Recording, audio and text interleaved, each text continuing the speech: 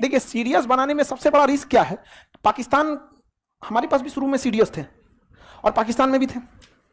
उस समय का सीडीएस ज्यादा पावरफुल था, वो तीनों सेनाओं का हेड होता था, उसी के हाथ में एयरफोर्स, उसी के हाथ में नेवी और उसी के हाथ में थल। तो वो कांड वो भी हो सकता है जो सूडान में हो रहा है, पूरी तीनों सेनाओं पास में। पाकिस्तान में हो गया, जैसे देश आजाद हुआ सब कब्जा किया, अयूब खान कब्जा लिए, समझ में आ गया कि नहीं? इधर नेहरू राजनीति देख रहे हैं, उधर वो कब्जा लिए, अयूब खान, यहिया खान, भुट्टो, ये लोग बहुते लोग आए चल गए लोग यहाँ। देखिए बेनजीर भुट्टो की तो गोली मार के हत्या होता। खैर हमारे देश में भी दो प्रधानमंत्री को मार दिया गया, तो इस मामले में हम लोग ये नहीं कह सकते हैं कि दोनों लोग में कोई वो है। तो हम लोग के पास सबसे बड़ी समस्या थी कि हमारी अपनी सेना अगर कुछ कर दी तो फिर किससे कहने जाएंगे, इसलिए सीडीएस को डिसेंट्रलाइज कर दिया गया। थल सेना अलग, वायुसेना अलग, नौसेना, इन तीनों के ऊपर रक्षा मंत्री और रक्षा मंत्री के ऊपर राष्ट्र। तो इतना ने दूर कर दिया गया कि मिलावटें नहीं है यहाँ पर। लेकिन कमी कहीं बर्दाश्त देखा गया, जैसे कारगिल की लड़ाई में एयरफोर्स की जरूरत है, आर्मी को पता नहीं है, एयरफोर्स गोली चल रही है धड़ाधड़, उनको पता ही नहीं है क्योंकि उनकी ट्रेनिंग ही नहीं हुई कि भैया आपके सपोर्ट में एयरफोर्स भी आएगी, क्योंकि एयरफोर्स सेपरेटली मार रही है, जो मिल गया मार दी। जबकि पहाड़ की जो चोटियां थी कारगिल में, ये एकदम दुर्गम में पहाड़ थी, यहां फौज खड़ी हो गई है और ऊपर से हैवी फायरिंग आ रही है, यहां से हैवी तोप का गोला। अब ये लोग झेल रहे हैं, लोग कोऑर्डिनेशन नहीं था, कोऑर्डिनेशन रहता ना तो एयरफोर्स को कहते लोग कि आइए तो थोड़ा, अब एयरफोर्स यहां से आती और धड़धड़ा के वहां पे गिरा देती। तो कारगिल की लड़ाई में इसका बड़ी फेस किया गया। तो बड़ी विकट समस्या हमारे पास ये आ गई कि हम सीडीएस बनाए कि नहीं बना पाए।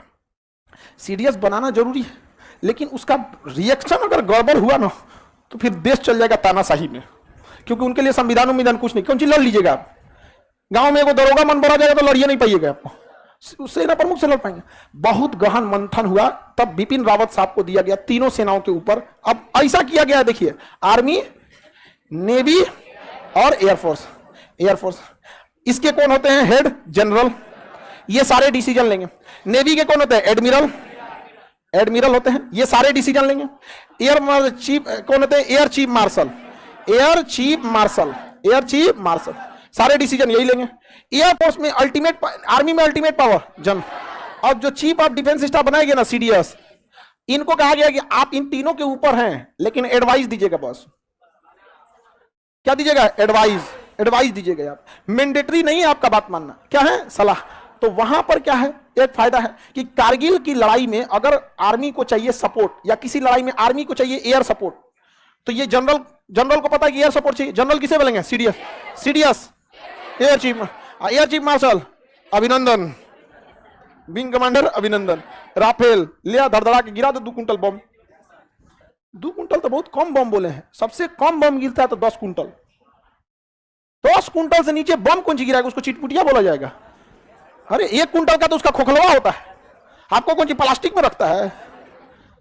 अरे 2-4 कुंटल बम ना गिराया तो बम कौन सी हो, 2-4 कुंटल में क्या होना है, टन में बम गिराया जाता है, टन में 5 टन 6 टन ऐसे बम गिराया जाता है यहाँ पे। तो आप कौन सी 2 कुंटल 3 कुंटल बम से किसको क्या दिक्कत होता है, दिल्ली युद्ध हो जाता, नहीं हो जाता युद्ध। आगे बढ़े तो बताइए, सीडीएस का पद रख दिया। सीडीएस के ऊपर कौन है, रक्षा मंत्री, रक्षा मंत्री, इनके ऊपर राष्ट्रपति, समझा गया कि नहीं आ गया, रक्षा मंत्री, राष्ट्रपति। सुरक्षा सलाहकार भी यहीं आ जाते हैं, आपका जो नेशनल सिक्योरिटी एडवाइजर। बट ये जो होते हैं ना एनएसए, ये पीएम को संभालते हैं, ये पीएम हो गए, और पीएम और नेशनल सिक्योरिटी एडवाइजर, ये इन दिनों के बीच में कड़ी का काम करते हैं। नेशनल सिक्योरिटी एडवाइजर यानी इन लोग को अगर प्रधानमंत्री तक जाना है तो बीच में एगो बैरियर है, कौन, नेशनल सिक्योरिटी, अभी अजीत डोभाल साहब है। तो आर्मी को इस तरह से डिजाइन किया गया। अब चूंकि हम लोग नए नए लोकतंत्र हैं, हमारे यहाँ अगर तख्ता पलट हो गया तो संभलते संभलते हालत खराब हो जाएगा।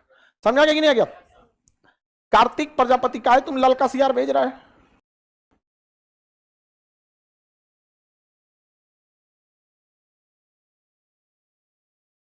चलिए आगे बढ़ते हैं हम लोग।